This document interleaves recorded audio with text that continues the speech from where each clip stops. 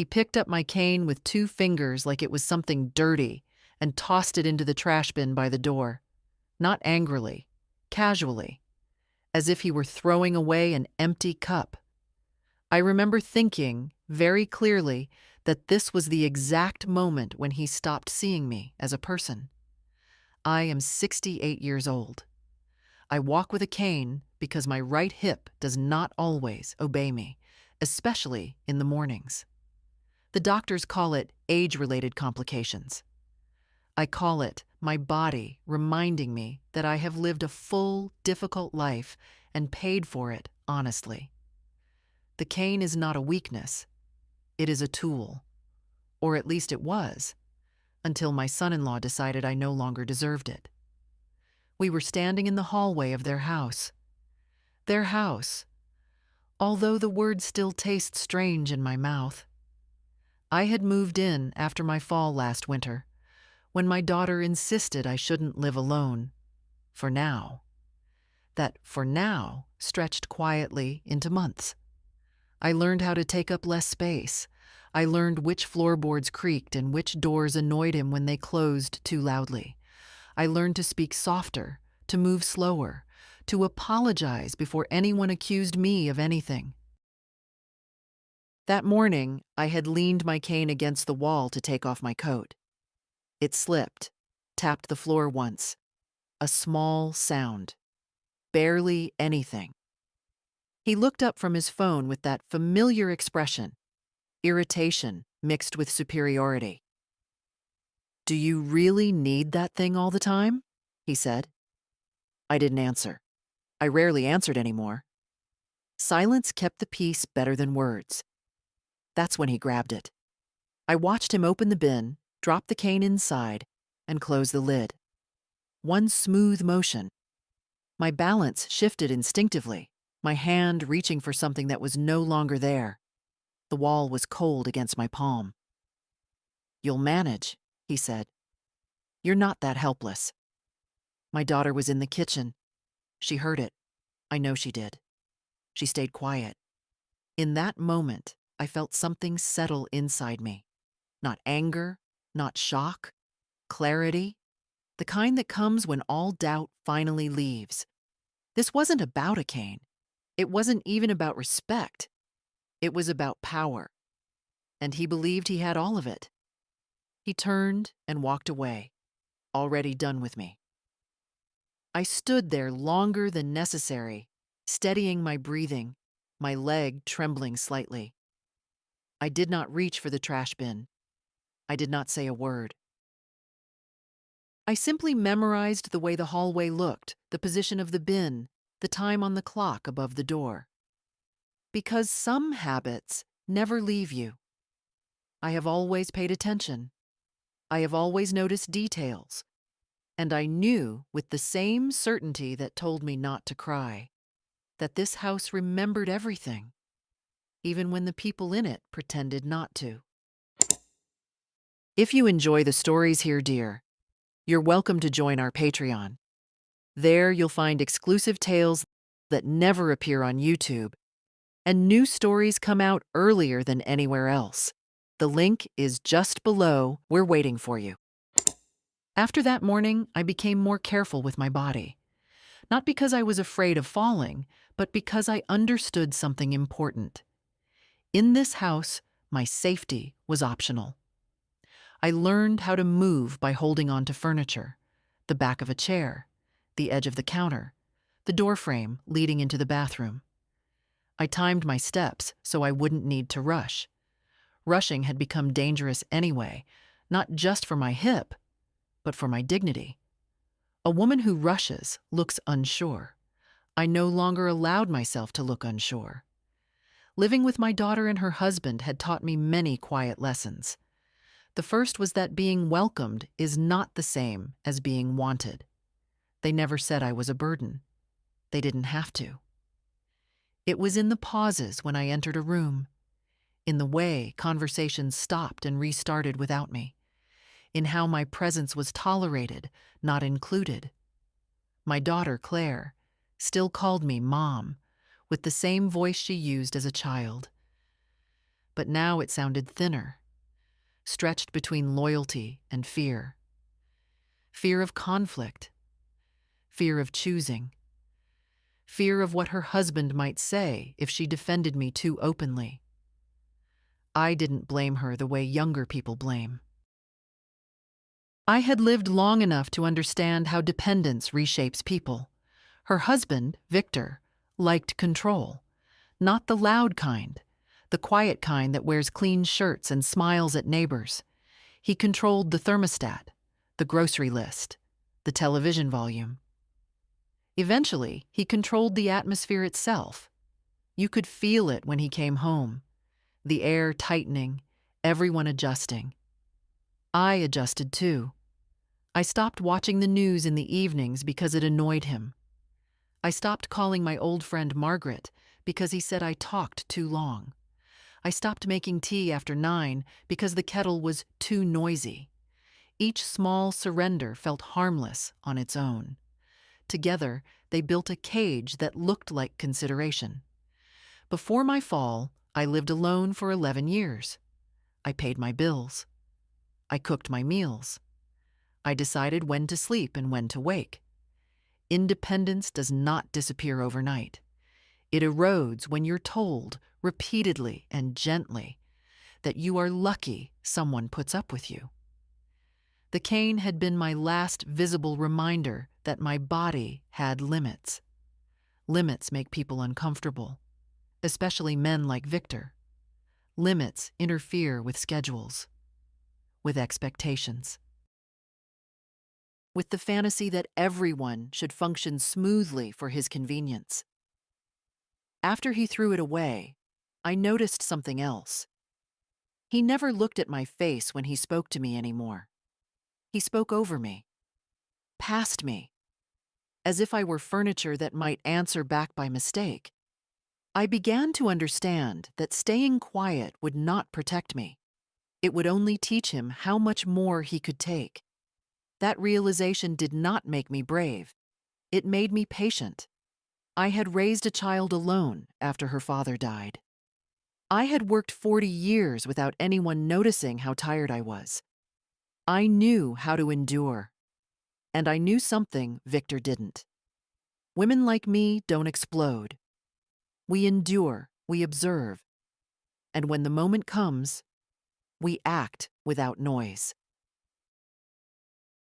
Victor liked to present himself as a reasonable man. That was his favorite role. Calm voice, measured gestures, polite smile when others were around. If someone met him for the first time, they would describe him as solid or reliable. Men like him rely on that. It becomes their armor. To me, he was different, not openly cruel. That would have required effort. Instead, he practiced something far more efficient: erasure. It started with small corrections. No, the cups go here now. You're using too much water. That's not how Claire likes it. He said my daughter's name often when speaking to me, as if borrowing her authority made his words heavier. He never raised his voice. He didn't need to. His disappointment was always implied, never stated. It hung in the air like a smell you can't quite locate, but can't escape either. When guests came over, he transformed. He pulled out chairs for me, asked if I was comfortable, told stories about how lucky we are to have Grandma with us for a while. He laughed easily then. People nodded, smiled at me, and I smiled back, because correcting the illusion would have taken more strength than I wanted to spend. The moment the door closed behind the last guest, he exhaled, literally, as if my presence alone required recovery. I began to notice patterns. He never asked me questions unless someone else was listening. He never thanked me for anything, even when I folded the laundry or watched their son so they could go out. He never said my name. I was she, or your mom, spoken in a tone that suggested inconvenience rather than relationship. Once I overheard him on the phone. He was standing in the kitchen, back turned, thinking I was asleep. She's old, not sick, he said quietly. She plays it up. It's manipulation. Claire feels guilty. I sat in my room and listened to the house breathe around me. The refrigerator humming, pipes clicking. A place filled with proof that I existed, yet somehow I was being rewritten into a problem that needed managing. The worst moments were not the sharp ones. They were the ordinary ones. Dinner conversations where my words floated unanswered. Decisions made about my schedule without consulting me. Jokes that landed just short of insult, leaving me no clean way to object without looking sensitive. "You know how she is," he'd say lightly. And everyone would laugh. Even Claire, sometimes. Especially Claire. Laughter is a shield for people who don't want to choose sides. I watched my daughter shrink in ways she didn't notice. How she checked his face before responding. How her apologies came faster than her opinions. I saw myself in her, years ago, before life taught me what silence costs. The Kane incident wasn't a surprise. It was a summary. Victor didn't throw it away because it annoyed him. He threw it away because it reminded him that I existed independently of his permission. Because it symbolized limits he couldn't control. Because he believed I would swallow it the way I swallowed everything else. And for a moment, he was right. I said nothing. I did nothing. But silence is not always surrender. Sometimes it is inventory. And by then, I had counted more than enough. That evening, no one mentioned the cane. It was as if the object, and the act itself, had been erased by mutual agreement. Victor moved through the house with his usual confidence. Claire cooked dinner. Plates were set. The television murmured in the background. Normality was restored, or at least the version of it that required my silence. I ate slowly, carefully, keeping my right leg angled just enough to ease the ache. Balancing without the cane required constant attention. Every movement had to be planned. I was aware of my body in a way I hadn't been for years, every shift of weight measured, every step negotiated. Not one of them offered to help. Claire glanced at me once, quickly, then looked back at her plate. Guilt flickered across her face and disappeared just as fast. Guilt is uncomfortable. People either act on it or bury it. My daughter had learned to bury things very well. Victor talked about work, about a colleague who didn't pull his weight, about how difficult it was to manage people who expected special treatment. I listened without comment. Men like him often confess without realizing it. They believe their words describe others, never themselves. After dinner, I stood to clear my plate. The chair scraped slightly against the floor. Victor winced. "Careful," he said. "You don't want to fall again." I looked at him then. Not sharply, not accusingly, just long enough to let the moment stretch. "I don't," I said. That was all. Later, in my room, I sat on the edge of the bed and allowed myself to feel the day settle into my bones. The house was quiet, too quiet. I thought about the trash bin by the door, already emptied, my cane gone with the rest of the day's waste. Something useful reduced to nothing because it no longer suited someone else. I remembered another time, years ago, when a supervisor told me I was slowing the team down after I asked for shorter shifts following surgery. I had thanked him for his honesty and gone home to think. 3 months later, I left that job with my pension secured and a letter from the labor board he hadn't expected. I have never reacted quickly. Speed favors the confident, not the careful. That night, I slept poorly. Pain wakes you in layers. First the body, then the mind. I lay there listening to the house. Footsteps above me. the low hum of electronics, the faint click of a door opening and closing. Victor going to check something. Or someone. He liked to make sure things were where he left them. In the early morning, I woke with a thought so clear, it felt placed there deliberately. He threw away the cane because he thought I had no proof. No witness? No leverage? I smiled. Faintly, in the dark. Because while Victor controlled many things in that house, he did not control its memory. He had forgotten about the small black cameras he installed last year after a package went missing. One by the front door, one facing the hallway, one angled just enough to catch the trash bin. He had bragged about them then, about being prepared. I lay still, letting the idea settle, letting it grow roots. For the first time since my fall, I didn't feel unsteady. I felt ready. I didn't rush to check the cameras. That may sound strange, but urgency clouds judgment. I had learned long ago that the best decisions come when the pulse is steady and the hands don't shake. So I waited.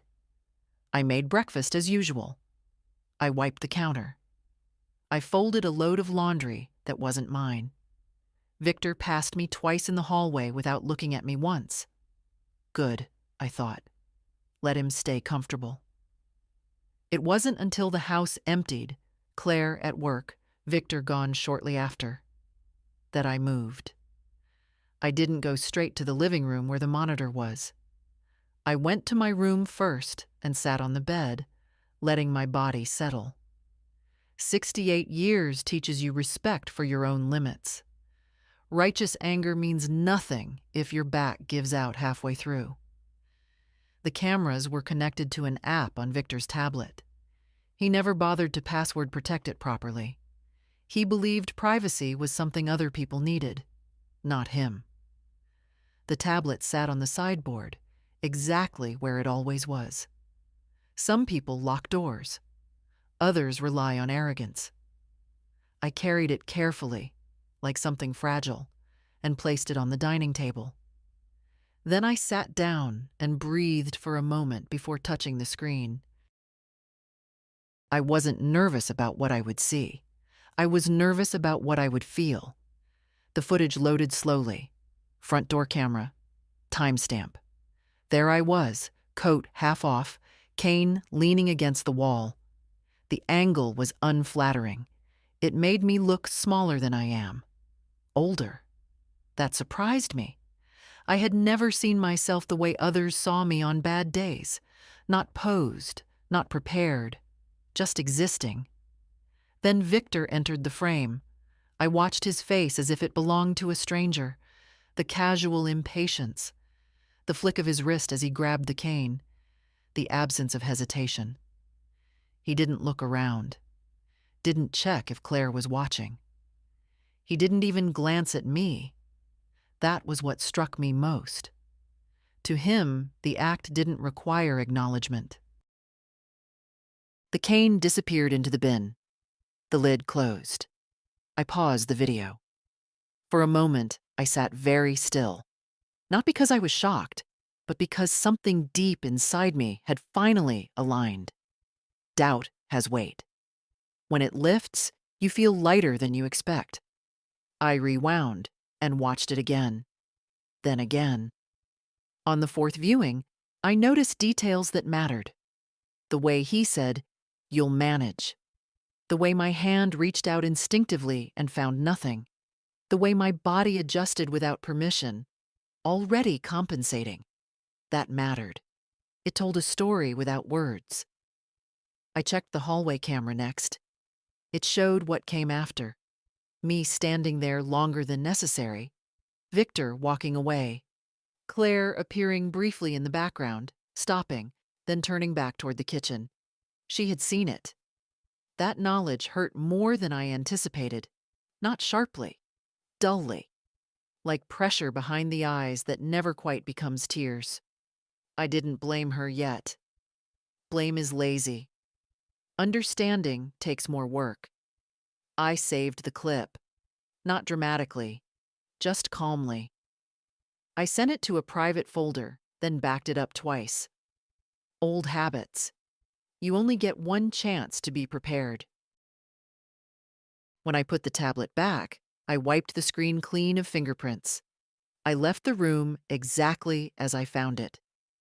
Evidence means nothing if the other side knows you have it too soon. That afternoon, Victor came home early. I heard him moving around, opening cabinets, checking things. He stopped at the dining table, then at the sideboard. "Have you seen my tablet?" he asked. "It's where you left it," I said. He found it and frowned, checking the screen. My heart didn't race. Fear depends on uncertainty, and I had none left. That evening, he was unusually polite, asked if I needed anything, spoke more softly. Control wavers when intuition senses a shift. He didn't know what had changed, only that something had, and that I knew was just the beginning. The next few days passed quietly, and that worried me more than open hostility ever could. Victor became careful, not kind, careful. He closed doors more gently.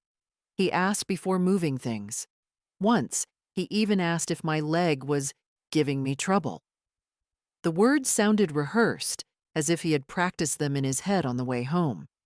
Claire noticed it too. I saw confusion in her eyes, hope mixed with suspicion. The way people look when the weather changes without warning. I didn't change my behavior at all. That was important. I thanked him when he held a door. I answered when spoken to.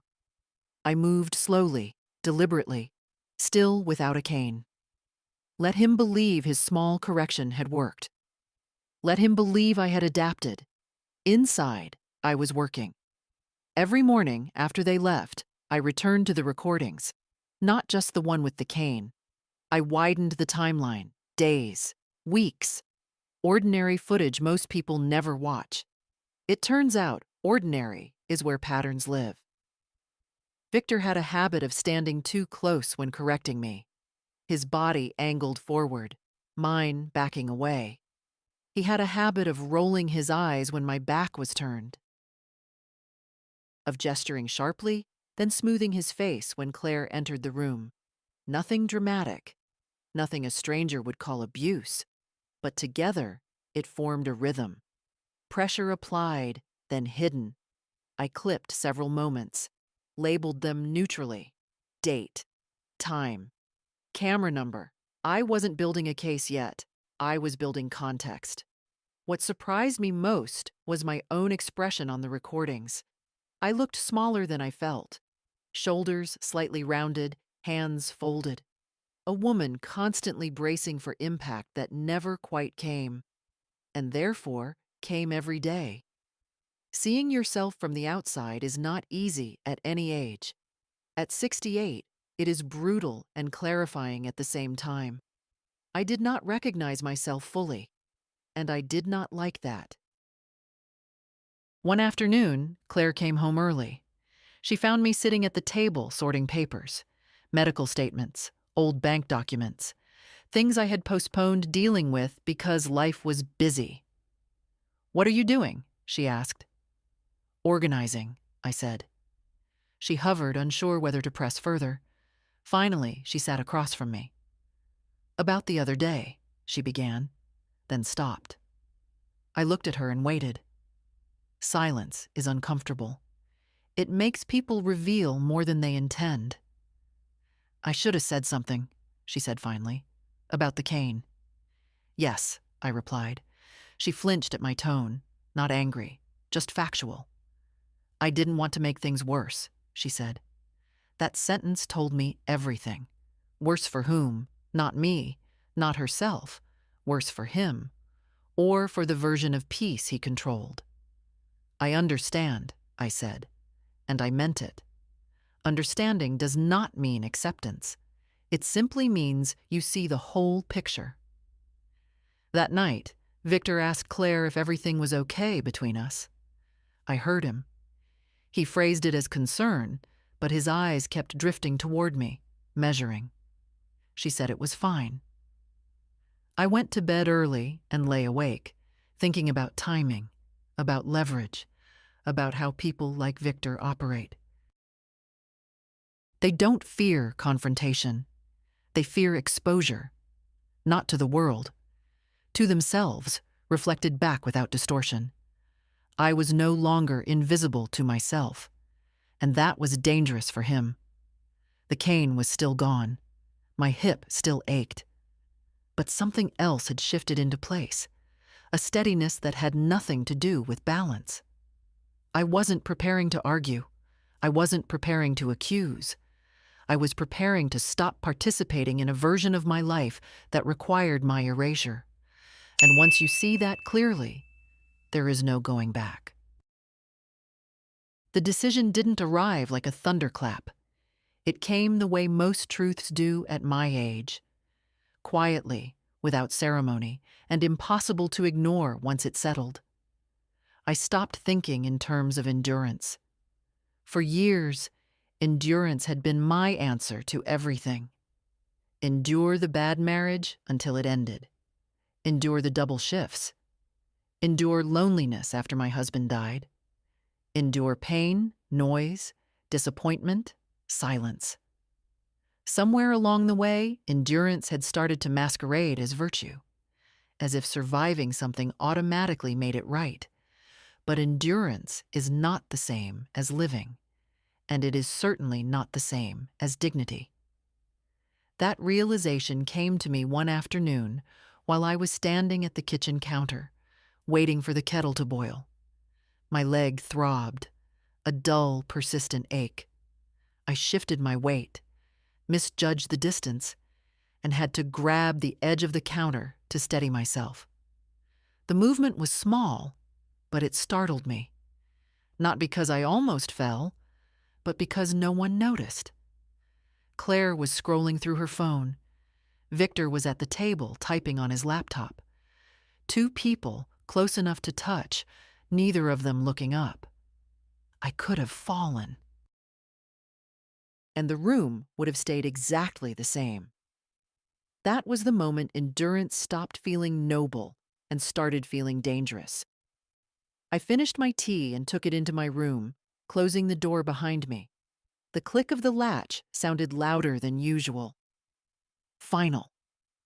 I sat on the bed and looked around at the space that had been assigned to me. Neutral walls, a borrowed lamp, a dresser with only half my things. Temporary, they had said, as if temporariness excused everything that happened inside it. I thought about my life before this house, the apartment I sold, the furniture I gave away because it wouldn't fit here, the independence I folded up neatly to make myself easier to accommodate. No one had forced me. That part was important. I had volunteered, out of love, out of fear of being alone, out of that old, stubborn belief that mothers are meant to adjust. Victor sensed the change before I spoke a word. Men like him always do. Control depends on predictability, and I had become unpredictable simply by withdrawing my effort to please. He began hovering, asking where I was going when I stood up, offering help I hadn't asked for, correcting me more gently, as if softness could erase history. One evening, he said, "You seem distant lately." "I'm thinking," I replied. That unsettled him more than anger would have. Later that night, I opened a folder I hadn't touched in years: insurance documents, property records, beneficiary forms, the dull paperwork of a life lived responsibly. I read slowly, carefully, line by line. It turns out that even at 68, there are parts of your life that still belong entirely to you, if you bother to remember them. I realized something then that made me sit back and exhale. I was not trapped. I was inconvenienced. I was uncomfortable. I was disrespected. But I was not powerless. The house was theirs. The control was his. But my choices were still mine. The footage sat quietly on my phone, backed up and waiting. Not as a weapon, not yet. More like a mirror. Proof that what I felt was real, measurable, undeniable. I didn't plan revenge. That word is too loud, too dramatic. I planned correction. Correction of a narrative that said I was fragile. Correction of a dynamic that said I should be grateful for mistreatment. Correction of my own habit of accepting less just to keep the peace. When you reach a certain age, you understand something younger people don't. Time is not something you waste on teaching others how to behave. You simply decide what you will no longer tolerate and adjust your life accordingly. That night, as I turned off the light, my leg aching but my mind unusually calm, I knew this much for certain. Victor thought he had taken my support away when he threw out that cane. What he didn't understand was that I had been standing on something far stronger all along. Money has a way of revealing the truth faster than words ever do. I hadn't thought about my finances in months beyond the basics. Rent no longer existed. Utilities were handled. Groceries appeared without my involvement. Dependence creeps in quietly, disguised as relief. But that afternoon, sitting at the small desk in my room, I pulled out my folder and reminded myself who I had been long before Victor decided I was inconvenient. I was not careless with money. I never had been. When my husband died, there was no safety net waiting for me. I learned quickly that paperwork mattered. Signatures mattered. Ownership mattered. I learned to read everything twice and trust promises never. The documents told a clear story. My pension was mine alone. My savings account, untouched, except for a few transfers I had approved years ago to help Claire with her first mortgage payment. The life insurance payout, still mine. Quiet, intact, patient. Then there were the other papers, the ones that explained why Victor felt so comfortable discarding my cane like trash. The house. Claire's name was on it. Victor's too. But the down payment, a substantial one, came from me. A temporary loan, Victor had called it back then, smiling, shaking my hand as if we were business partners. No contract, no repayment schedule, just trust. Mine. I remembered the conversation clearly, how he said, "Of course we'll take care of you later." How vague that word had sounded even then. Later is a word people use when they don't intend to act. I felt no regret reading those papers. Regret implies a mistake. What I felt was awareness. Awareness that generosity without boundaries invites entitlement. And entitlement grows teeth. I made a list, not emotional, practical. What I owned, what I controlled, what I could withdraw from, legally, cleanly, without drama. I also noted what I no longer needed permission for. Victor liked to speak as if everything in that house ran because of him, but control is not ownership. It is performance. And performances collapse the moment the audience stops believing. That evening, I asked Claire to sit with me. Just us. No raised voices. No accusations. "I want to talk about my living situation," I said. Her shoulders stiffened instantly. "Are you unhappy here?" she asked, too quickly. "I am unsafe," I replied. She blinked. "Victor didn't mean—" "I'm not discussing his intentions," I said gently. "I'm discussing outcomes." Silence followed. Long. Heavy. I told her I would be making arrangements, that I would no longer rely on them for daily support, that I would be reviewing financial contributions I had made and adjusting future ones accordingly. She looked frightened then, not of me, of what this meant, of what stability she thought she had built suddenly showing cracks. "Are you mad?" she asked quietly. No, I said. I'm awake.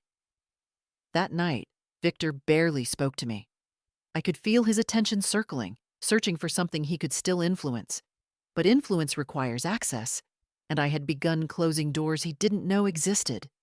In my room, I made one final note in my folder. A simple sentence, written carefully in my steady hand. Dependence is negotiable. Dignity is not. I closed the folder and slid it back into my bag. The pieces were in place now, not for a confrontation, not yet, for a correction that would be impossible to ignore. I chose the lawyer the way I chose most things now, quietly, without asking anyone's opinion. Her office was on the second floor of a low brick building near the river. No glass walls, no trendy slogans, just a brass plaque with her name and the word attorney underneath it. That word mattered to me. Titles are not decoration, they mean responsibility. I didn't tell Claire where I was going. I didn't tell Victor anything at all. Independence begins the moment you stop explaining yourself. The lawyer's name was Helen Moore. She looked to be in her early 70s, with short gray hair and eyes that missed very little. When she shook my hand, her grip was firm, not performative, just sure. "How can I help you?" she asked, settling behind her desk. I told her the facts, not the emotions. I have learned that facts are taken seriously in rooms like that. I told her about the fall, about the cane, about living in my daughter's home, about the money I had contributed. I slid the documents across the desk one by one, neatly organized. She listened without interrupting. When I mentioned the cameras, she raised her eyebrows slightly. Not in surprise, in interest. "You have footage?" she asked. "Yes," I said. "Backed up." "Good," she replied. "That changes the conversation." I felt something loosen in my chest then. Not relief, validation. There is a difference. Relief fades. Validation stays. She explained my options carefully, not dramatically. She told me what I could reclaim and what I could not. What could be formalized. What boundaries could be enforced legally, not emotionally. She spoke to me as if I were competent, not fragile. I appreciated that more than I expected. "You're not looking to punish anyone," she said finally. "You're looking to regain control." "Yes," I replied. "And safety." She nodded. "That's reasonable." Reasonable. Such a powerful word when it's finally applied to you. We discussed living arrangements, temporary housing, assisted services I could choose, not endure.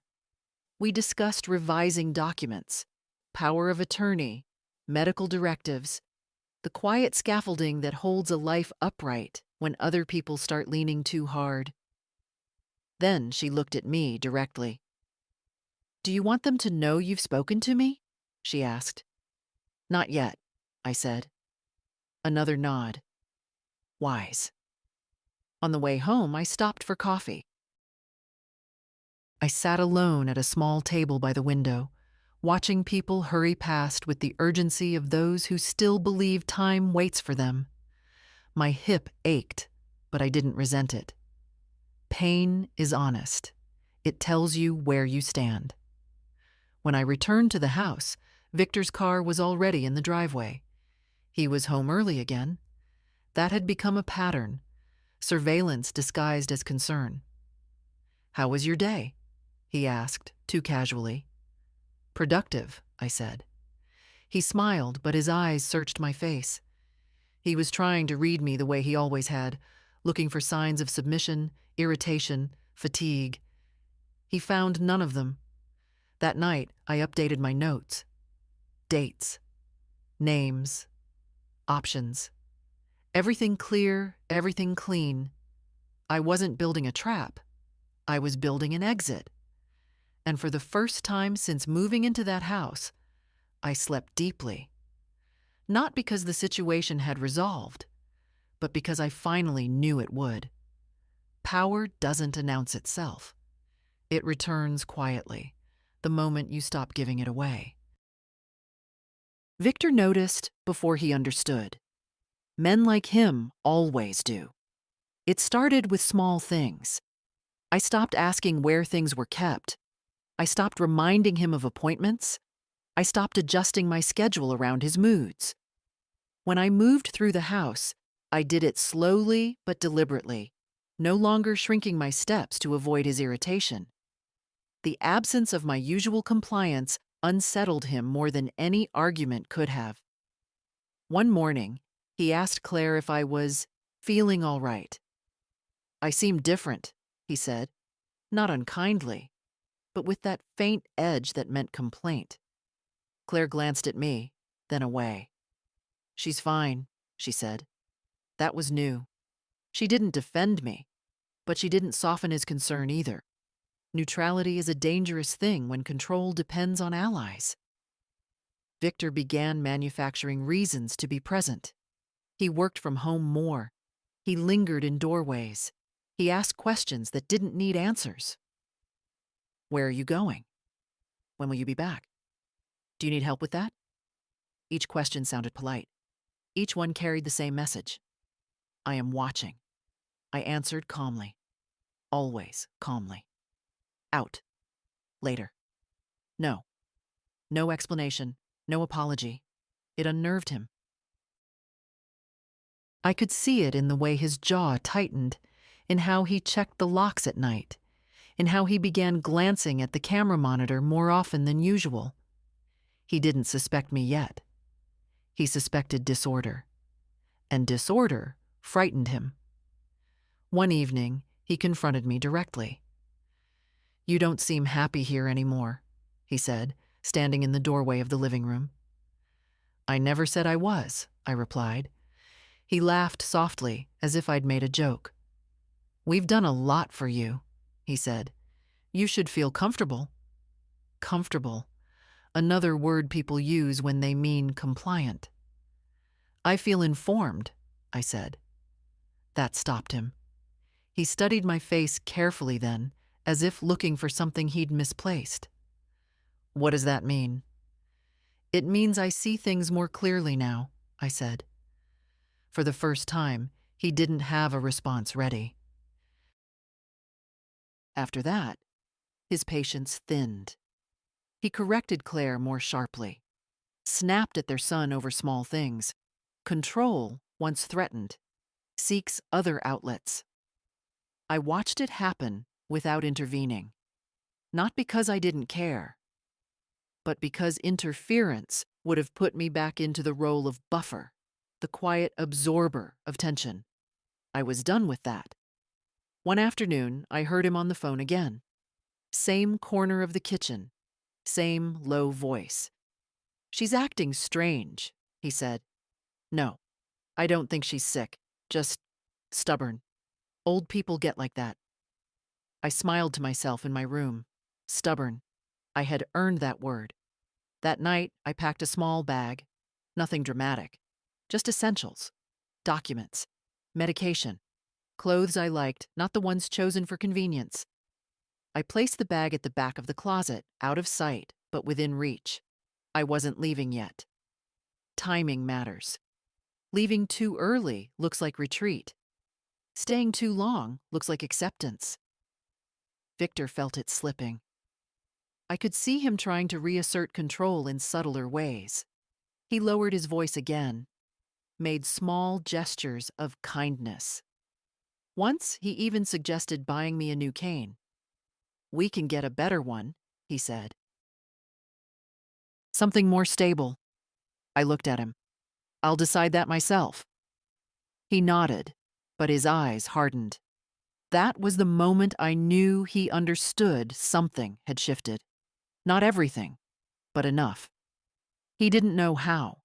He didn't know why. But he felt it, the way animals sense a storm before the sky changes. I slept that night with the calm certainty of someone who has already crossed the most difficult line. the line between hoping someone will change and accepting that they won't. Victor thought this was a phase. He thought I would tire. He thought age would slow me down. What he didn't realize was that I wasn't preparing to fight him. I was preparing to step out of his reach and take something he assumed would always be there with me. My silence had stopped feeding him, and soon his confidence would follow. The conversation with Claire happened on a Sunday afternoon, when the house was unusually quiet and there were no excuses left to hide behind. Victor had taken their son to a birthday party. I knew that because Claire told me twice, as if repeating it would make the time safer. I waited until the door closed behind them, and the sound of the car faded before I spoke. "Sit with me for a moment," I said. She hesitated, then sat across from me at the kitchen table. She folded her hands the way she used to when she was a girl and knew she was about to hear something she didn't want to hear. That small gesture nearly broke my resolve. Nearly. "I need to talk to you about what happened," I said. "And about what has been happening." Her eyes dropped immediately. "Mom, if this is about Victor—" "It is," I said calmly. "But it's also about you." She inhaled sharply, then nodded. "Okay." I didn't raise my voice. I didn't accuse. I told her facts, the way I would have told a doctor symptoms. I told her about the cane, about how I now moved through the house holding onto furniture, about the fear of falling and not being noticed, about the way decisions were made around me, not with me. She cried quietly while I spoke. Silent tears wiped away quickly, as if emotion itself were something that might irritate someone if it went on too long. "I didn't know it was that bad," she whispered. "You knew," I said gently. "You just learned how not to look." She flinched, but she didn't argue. I told her then that I had spoken to a lawyer, that I was making arrangements, that I would not be staying indefinitely, that I would also be reassessing my financial involvement in their lives. That was when fear replaced sadness on her face. "You're not cutting us off, are you?" she asked. The question hung between us, heavier than anything else she'd said. "I'm correcting something," I replied. "I'm removing the assumption that my help comes without limits." She looked at me like someone seeing a familiar room rearranged overnight. "Victor will be furious." "I know," I said. "And if he asks why?" she pressed. I met her eyes. "Then you can tell him the truth, or you can tell him nothing. But I won't lie anymore to make things easier for him." She sat back, shaking her head slowly. "I never thought it would come to this." "Neither did I said. "That doesn't mean it shouldn't." For a long time we sat in silence. Then she spoke again, quieter. "He doesn't like feeling challenged," she said. "I know," I replied. "That's why this is necessary." When Victor came home that evening, the air in the house had changed. Not dramatically, subtly. Claire was quieter, less eager to smooth things over. Victor noticed immediately. "Everything okay?" he asked, looking from her to me. "Yes," I said. "Everything is clear." That night, I heard them arguing in low voices behind their bedroom door. I didn't strain to listen. I didn't need to. Some things announce themselves without words. The next morning, Victor avoided me entirely. Claire brought me coffee without being asked. Her hands trembled slightly when she set the cup down. "I don't know what's going to happen," she said. "I do," I replied softly. "Change." She nodded, tears in her eyes again. This time, she didn't wipe them away. I went back to my room and sat on the bed, letting the quiet settle. I felt tired, but not weak. There is a difference between exhaustion and relief. Victor had built his authority on silence, mine and hers. And silence, once broken, does not return to its old shape. I didn't feel triumphant. I felt steady. For the first time in a long while, I was no longer waiting for permission to exist. The moment didn't come with shouting. It never does when things are done properly. Victor chose it himself without realizing it. He cornered me in the living room 2 days after my conversation with Claire, standing between me and the hallway like the space belonged to him. "I don't like what's happening," he said. Calm voice, tight jaw. "You're creating tension in this house." I looked at him the way you look at a man who has finally said the thing he's been circling for weeks. "I'm responding to it," I replied. He crossed his arms. "Claire is upset. You're making her choose." "No," I said. "I'm making her see." That was when his mask slipped. Just slightly. Enough. "You're exaggerating," he said. "You always have. You're old, you're sensitive, and you read meaning into things that aren't there." Old. Sensitive. The words were familiar. They're useful words. They shrink reality until it fits someone else's comfort. I nodded once. "Then this will be easy." "What will?" he asked. I reached into the pocket of my cardigan and took out my phone. I didn't raise it dramatically. I didn't aim it at his face. I simply placed it on the coffee table between us and tapped the screen. The video began to play. The hallway appeared. The timestamp. Me, leaning the cane against the wall. Victor entering the frame. I watched his reflection in the darkened television screen as he realized what he was seeing. His shoulders stiffened first. Then his mouth tightened. "That's not," he started. The cane hit the bin. The lid closed. His voice. "You'll manage." Silence followed. Long. Thick. I let the clip finish. Then I played the second one. The angle that showed Claire stopping, seeing, and turning away. Victor's face went pale. Not angry. Not yet. Calculating. "You went through my things," he said. "No," I replied. "I watched you go through mine." "That footage means nothing," he said quickly. "Anyone can misinterpret." "It means exactly what it shows," I said, "and it's backed up." He stared at the phone like it might bite him. "You're threatening me?" he asked. "No," I said. "I'm correcting the record." Claire stood, frozen in the doorway. I hadn't heard her come in. Her face was colorless, eyes locked on the screen. "You did that?" she asked him. Victor turned to her, voice softening instantly. "It's not what it looks like. I was frustrated. I didn't think—" "You threw away her cane," she said. Her voice shook. "She could have fallen." "She didn't," he snapped, then stopped himself. That was enough. I stood slowly, carefully, steady without assistance. I felt every year of my age in that movement, and none of it embarrassed me.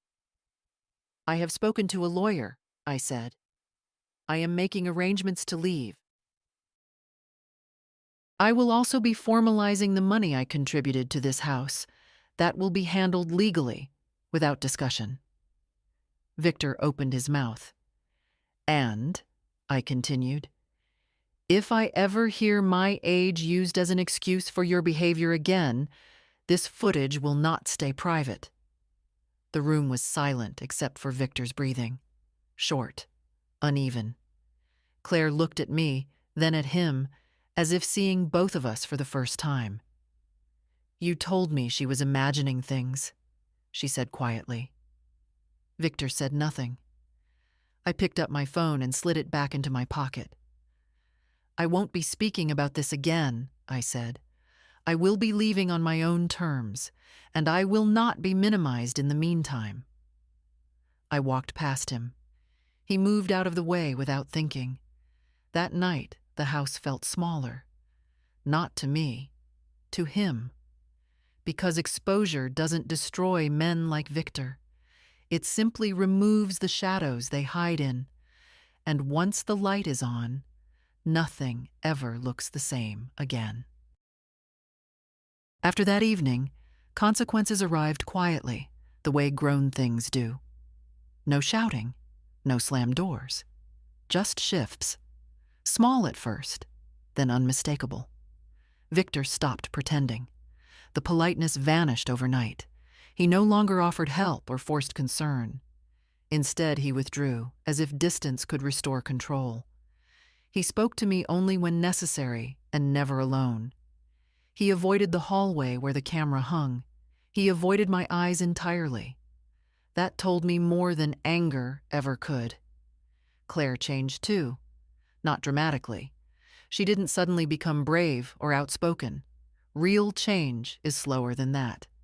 But she began noticing, asking questions she had trained herself not to ask, pausing before agreeing with him. Silence, redirected, becomes resistance. One morning, Victor didn't go to work. He sat at the table, laptop open, phone pressed to his ear, voice low and tense. I didn't need to hear the words to understand the tone. Damage control? Explanation? Reassurance. Men like Victor don't panic over morality. They panic over exposure. Later that day, Claire told me what I already suspected. He's been put on administrative leave, she said, eyes red. There was a complaint. Unrelated, but timing matters. I nodded. Timing always does. Victor worked in management, leadership, people skills, a reputation built on calm authority and clean narratives. A man like that cannot afford questions, not at work, not at home. The footage never left my phone. It didn't have to. Once doubt enters a system, it spreads on its own. Victor became irritable, careless. He snapped at colleagues, missed details, overcorrected in meetings. His confidence, the thing he had relied on most, began to fray. Authority, when unsupported, collapses inward. At home, he tried once to regain ground. "You're tearing this family apart," he said to me late one evening when Claire was upstairs. His voice was sharp now, stripped of its polish. "No," I replied. "I stopped holding it together for you."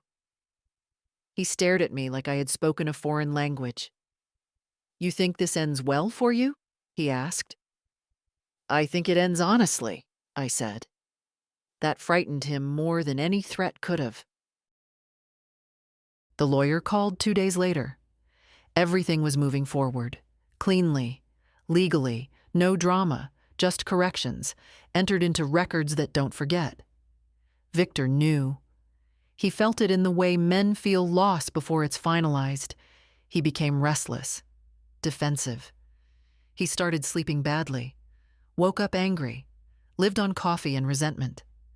Claire finally confronted him one night. I heard raised voices, her voice, not loud, but firm, his, sharp, then pleading, then silence.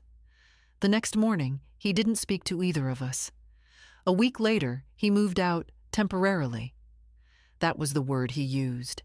Temporary is a word people cling to when permanence feels like failure. Claire didn't stop him. She stood in the doorway with her arms crossed while he packed a suitcase. Their son watched from the stairs, confused and quiet. No one explained anything. Children don't need explanations. They feel truth in the air. When Victor left, the house exhaled. Not relief, space.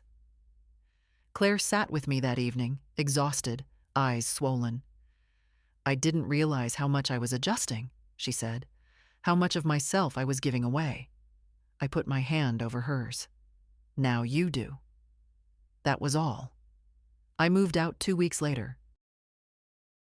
Into a small, sunlit apartment near the river. No stairs. Quiet mornings.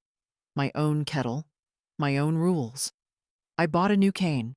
Not because I needed to replace what was lost, but because I chose it. Lightweight, balanced, mine. Victor called once, left a message. Apology mixed with justification, regret diluted by self-pity. I didn't return the call. Some conversations end because they have already said everything that matters. Victor lost more than a job. He lost the certainty that he could define reality for others. And men like him never fully recover from that. I didn't win. I reclaimed. And that is something no one can take from you once you've done it. The weeks after the move passed more slowly than I expected, and at the same time, with a lightness I hadn't felt in years. My new apartment was small, but it belonged to me in a way that went beyond paperwork. Morning light came in through the kitchen window and landed on the table exactly where I drank my tea. No one adjusted the blinds. No one commented on the noise of the kettle. I noticed, with some surprise, how often I caught myself pausing, listening, waiting for disapproval that never came. That kind of waiting doesn't disappear overnight. It's learned behavior. It settles into the muscles. I unpacked carefully. Not everything at once. I took my time deciding where things belonged. At 68, you don't rush into new spaces. You let them tell you who you are now. The photographs went up last. I needed to see the walls first, unburdened by memory. My body was still my body. The hip still complained on cold mornings. The cane rested by the door, within reach but no longer central. I walked differently now, not faster, not stronger, but with more certainty. I trusted my steps again. Claire visited the second Sunday after I moved. She arrived alone. She looked thinner, tired in a way that sleep doesn't fix, but her eyes were clearer. She stood in the doorway for a moment, as if unsure whether she was a guest or something else. "It's nice," she said. "It's enough," I replied. We sat at the table and drank tea. The silence between us was not heavy. It was unfamiliar, and therefore honest. She told me Victor had found a short-term rental. That work was complicated. That they were talking, slowly, carefully, like people stepping through a room filled with broken glass. "I don't know what will happen," she said. "You don't have to," I answered. "You just have to stop lying to yourself." She nodded, tears forming and not immediately falling. She stayed for an hour. When she left, she hugged me longer than necessary, as if confirming that I was still solid. After she was gone, I sat alone and let the quiet settle again.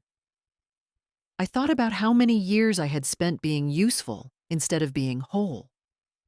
How often women are praised for endurance and punished for boundaries. How age turns you invisible unless you inconvenience someone, and then you're suddenly very visible, but not as yourself. I began taking short walks along the river in the mornings. The path was flat. The air smelled like wet stone and leaves. People passed me without looking twice, and I found I liked that. I wasn't performing strength or weakness. I was simply there. Sometimes I replayed the moment with the cane in my mind. Not with anger anymore, with curiosity. It amazed me how clearly one action could summarize a person's character. Victor hadn't meant to be cruel. That was the most telling part. He had meant to be efficient. That is what makes people dangerous. I received one more message from him a month later. Longer this time. Carefully worded. He spoke about stress, misunderstandings, how things spiraled. He said he hoped someday we could move past it. I deleted it without responding. Moving past something implies leaving it behind unresolved. I had resolved it. Fully. One afternoon, while sorting through a box I hadn't unpacked yet, I found my old address book. Names crossed out, numbers faded, people gone or simply distant. I added a few new entries in careful handwriting: a neighbor who waved every morning, a woman from the building who liked to walk at the same pace I did. Connection doesn't arrive with noise. It grows when you stop isolating yourself to survive. At night, before bed, I sometimes caught my reflection in the mirror. The lines were still there, the gray hair, the familiar face. But something in the posture had changed. My shoulders sat differently. My eyes didn't scan the room for approval. I wasn't triumphant. I wasn't proud in the way people expect pride to look. I was settled. And that, at this stage of life, is its own quiet victory. There was only one thing left to do. One final act that had nothing to do with Victor or Claire or the house I left behind. Something for myself, and I knew exactly when I was ready to do it. The last thing I did was not dramatic. That seems important to say. I didn't confront anyone. I didn't raise my voice. I didn't prove a point to a room full of people. I simply finished something I had started years ago and kept postponing because there was always someone else who needed me more. I went to the notary on a Tuesday morning when the office was quiet. I signed papers slowly, reading every line. I updated my will. I named my beneficiaries clearly. I protected what was mine so that no one could ever mistake my kindness for permission again. When I walked out, the air felt lighter, not because I had taken something away from anyone, but because I had finally put things where they belonged. That afternoon, I bought myself lunch at a small cafe by the river. I sat alone by the window and ordered what I wanted, not what was practical or cheap or easy to chew. I noticed how natural that felt now. No explanations, no justifications. At 68, you learn that peace doesn't come from fixing people. It comes from stepping out of roles that were never meant to be permanent. I still speak to Claire, carefully, honestly. Without rescuing her from choices she must make herself. She is learning, slowly, that love does not require self-erasure. I hope she keeps learning. But that is no longer my work. As for Victor, I rarely think of him now. When I do, it is without anger. Anger is heavy. I have carried enough weight in my life. He did not become a villain because of one action. He revealed himself. That is all. The cane stands by my door. I use it when I need it. I leave it behind when I don't. It no longer defines me. It never did. What defined me was the moment I stopped allowing someone else to decide what I deserved. There are women like me everywhere. You see them in waiting rooms, in grocery stores, moving carefully through spaces that have grown impatient with them. They have learned to apologize for taking time, for taking space, for taking care of themselves. If you are one of them, listen to me. You are not difficult. You are not dramatic. You are not asking for too much. You are asking to be treated like a human being. And if someone responds to that request by diminishing you, ignoring you, or discarding what supports you, believe them. Not their words, their actions. Then do what I did. Pause, observe, prepare.